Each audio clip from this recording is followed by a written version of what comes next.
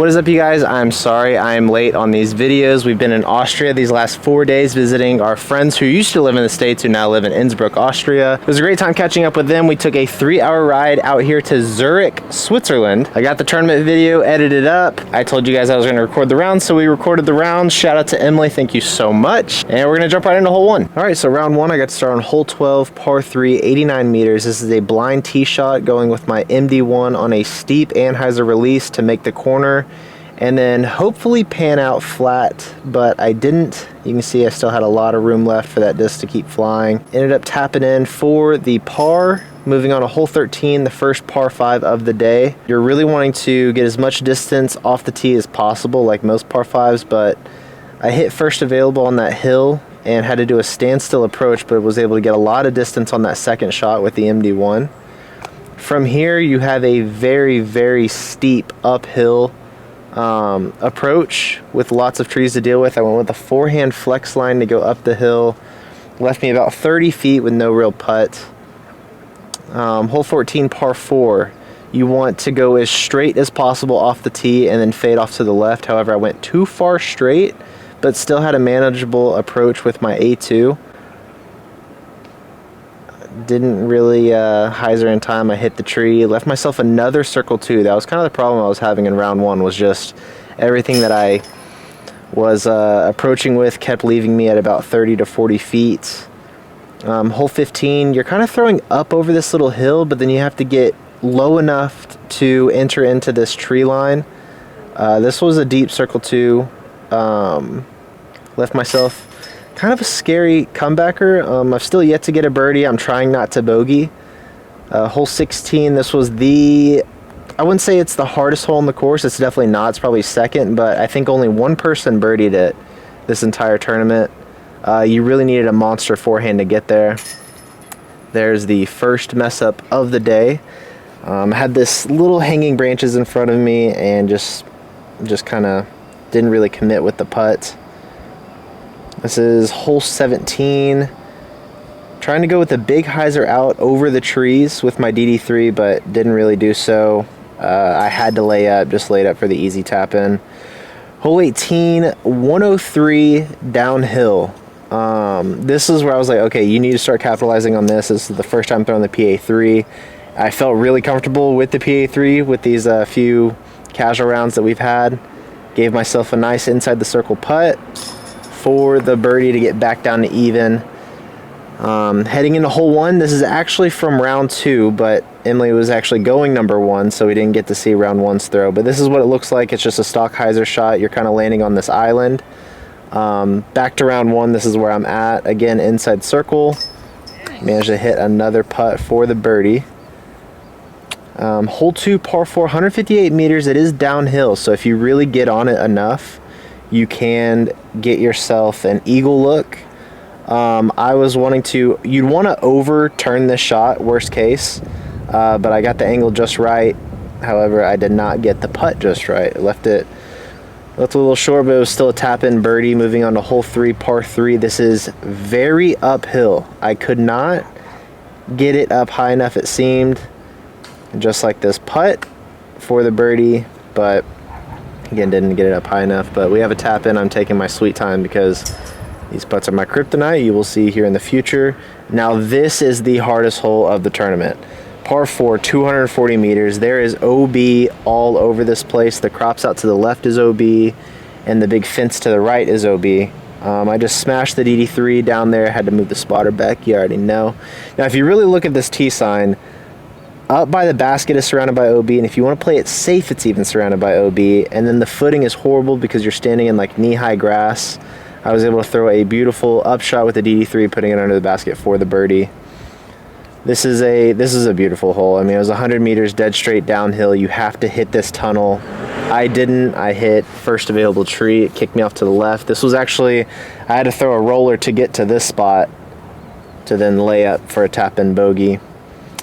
Hole 6, this is very uphill, 118 meters, just a straight S. You can go straight backhand, but I went with the forehand flex with my prototype DD3. Got a lot of distance, but went too far straight and kind of ended up off the fairway and had to do a standstill on this super slanted hillside, threw a flex line with my A2 and put it right at the pole. So another birdie. I'm finally feeling good. Emily didn't get this shot, but she did get all the guys on the cards. That was Filippo. He's from Italy. Shout out to him.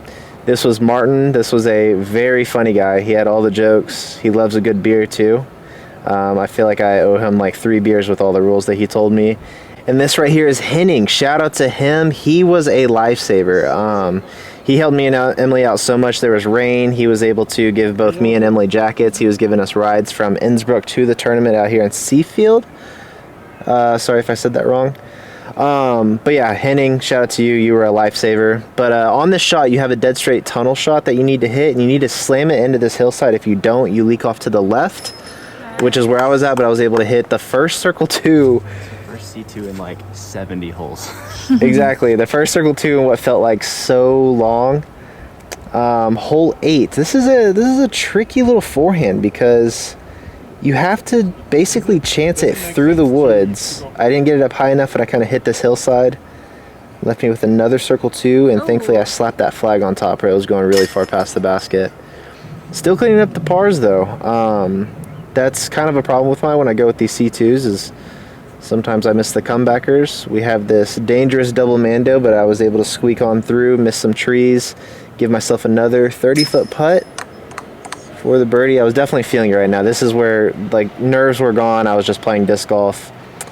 This is only 104 meters, but they're capping. It's so far uphill, and the route that you have to play to get to the basket is not 104 meters, but you can go stock hyzer. I like to get very aggressive and play the forehand flex to see if I can make it down this hill.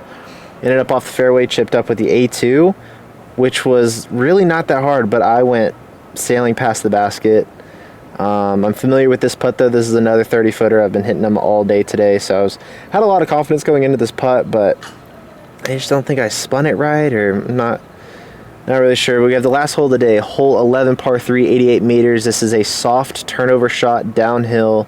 You do not want to go left. If anything, you want to overturn this, but I put it on the perfect angle, and it got slapped down last minute to about 25 feet or so to end the round with a birdie. So round 1 is in the books. I let Emily do all the recording. I didn't tell her anything.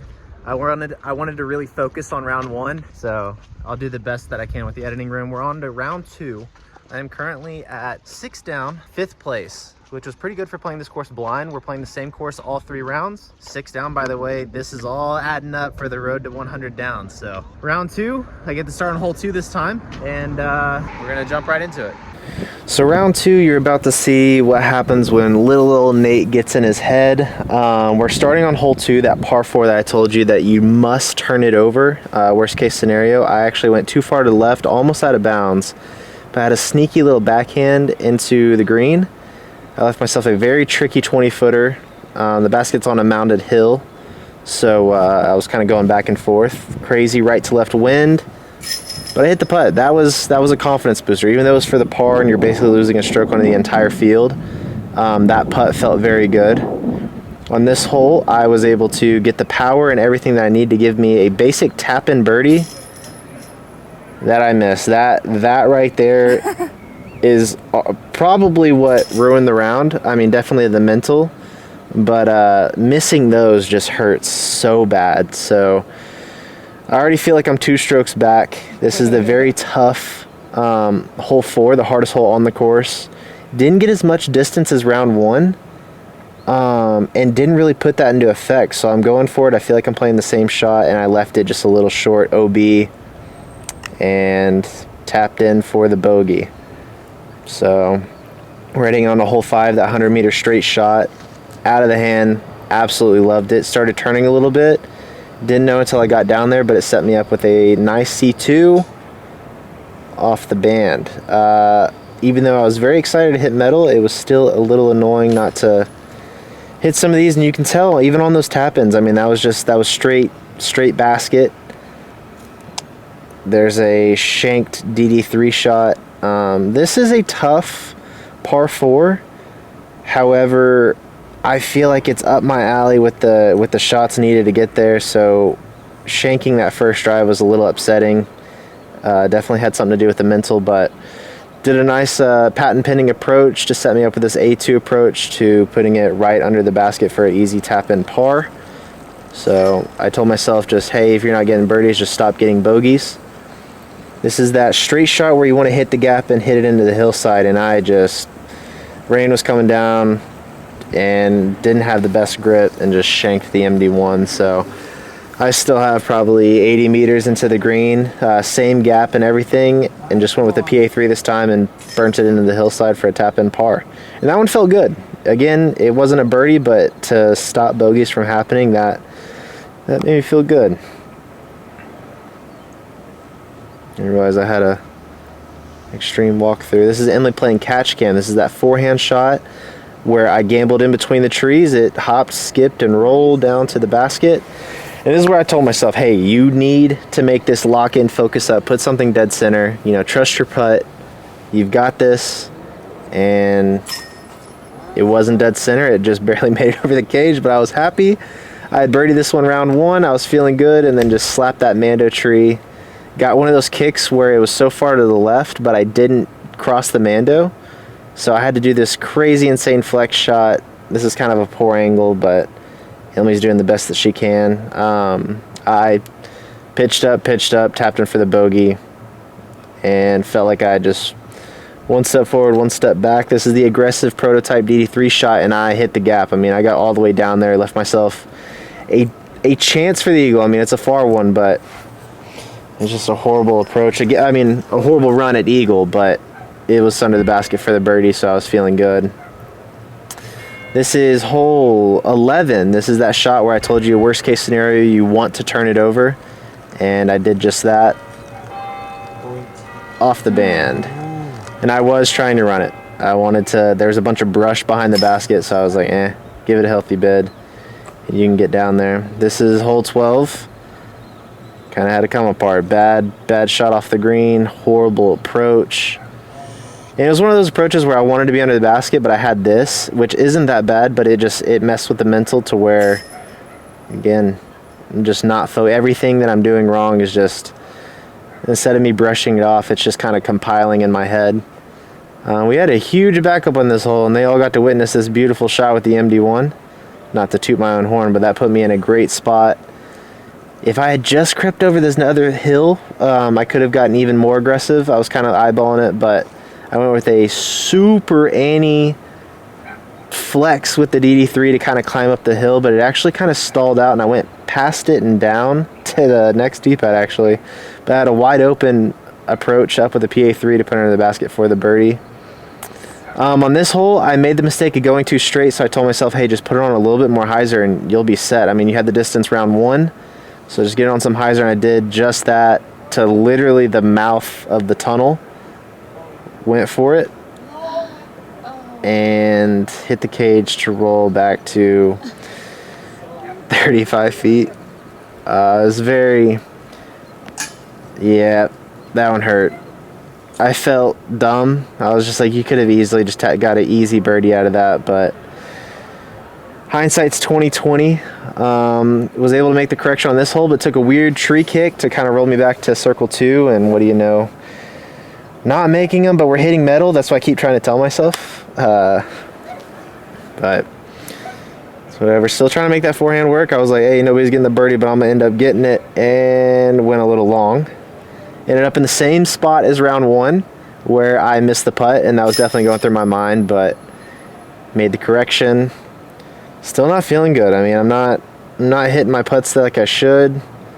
I'm not throwing the disc like I should. I gave up on the big hyzer route and wanted to go straight down the gap, but leaked it out left. Still doing my best to make these C2s work, but they're just not working. This one ended up rolling to about circle's edge. I've got a branch that I'm trying to putt under, and it had a lot of chains to not stay in, but I honestly blame the circle too. I got the birdie on this one round one, so I was like, okay, I'm feeling this. PA3 again, let's do it. And I just kind of threw it out flat right, which is OB the entire way. Somehow, I have absolutely no idea. It's thick grass out on the right. You'll see it, but I skipped back into bounds to try and run another circle 2. You'd figure I would learn my lesson by now. So I've got another comebacker. Boom. Somehow stayed in, but I'm happy with it. We get to hole 18. I told Emily, I was like, if I can just end the round on a birdie, I will be so happy. Like, hey, plot twist. Okay, I'm fresh off the round. I just had a dead center spit out. Emily can attest, I had some horrible luck today, probably the worst luck ever, but I also played so bad, so it was a mixture of everything. I could not get off the tee well. I missed, I think, 6 or 7 C1 putts. Of course I didn't make a single circle 2. You guys already know that. It was rough. However, I'm still having the time of my life. Like, that was one of the worst rounds. Laughing the whole time. Great card. I'm having a blast. It does suck to not play so good. I would do like a UDisc stat, but this is like a pop-up course, so like there's like UDisc isn't even here. But regardless, I shot +1. Crazy. Better off blind. So that now brings our road to 100 at 30 down. I got a lot more to improve on, but final round tomorrow. I still think I'm in 10th place. I posted a little leaderboard right here, but appreciate you guys watching. Thank you for the support, and I will see you guys tomorrow. Okay, I'm really sorry we did not record the final round. We had a guy on our card who had an American girlfriend, and her and Emily just linked up, so I lost my camera woman, and I didn't really want to record the final round anyways. I was not really happy with round 1 and round 2. I wasn't mic'd up. It was raining the whole time. I felt like it just wasn't good for what I wanted, so I just kind of combined everything into one video. So I hope you guys enjoyed the tournament round. Final round, I shot 4 down, stayed in 9th place, which was last cash out of 41. I thought that's kind of interesting, but they do things different here in Europe. Usually with these tournaments, they don't really do payouts. It's basically all just for your rating and such, so they don't do the top 40%, which I was pretty shocked about, but your boy made like 35 euros. That's pretty dope. It was an amazing experience all around though. That's hands top 3 course I've ever played, which is crazy because it's a pop-up course. I think they're in the process of making that a permanent course, but if we get enough likes on this and you guys enjoyed the tournament coverage, I might consider getting back into it. It's not going to be an every tournament thing, but maybe every once in a blue moon I might put together a tournament round, only because I want to do it better than this one. I'm not happy with the way this one turned out, but that's just me. I'm done talking. Thank you guys so much for watching all of this. I love you guys. Peace.